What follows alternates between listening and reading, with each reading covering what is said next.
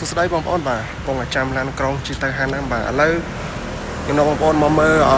ចំណតឡានក្រុងនៅក្នុងប្រទេសកូរ៉េនៅក្នុងទីក្រុងខ្វាងជូតូចបាទចំណតឡានក្រុងនោះគេទំធ្វើទំនើបមែនតើបាទក្នុងហ្នឹងគឺមានម៉ាស៊ីនត្រជាក់ម៉ាស៊ីនកម្ដៅហើយកៅអីកម្ដៅគូតបើថាខែក្ដៅចូលទៅគឺត្រជាក់ស្រើមហ្មងបាទបើថាខែត្រជាក់ចូលទៅគឺក្ដៅស្រួលណាស់បាទគឺនៅក្រោយខ្នងខ្ញុំបាទនេះ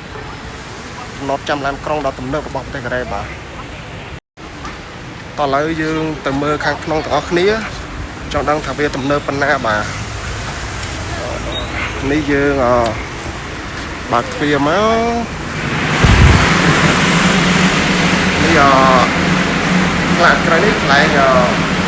មើលឡានក្រុងបាទហើយមានសិនត្រជាក់នៅលើក្បាលនេះសិនត្រជាក់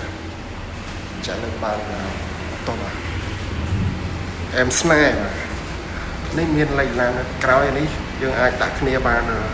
ហើយជា20នាក់ដែរវាធំគួរសមដែរបាទទាំងសម្រាប់យើងមើលឡានក្រុងលេខម៉ែមកដល់លេខម៉ែមកដល់គឺមើលក្នុងហ្នឹងបាទហើយនៅលើនោះគឺម៉ាស៊ីនត្រជាក់បាទវាធំដែរតែហ៊ានថតចំបើចំតែកូរ៉េក៏ប្រដឹងបាទ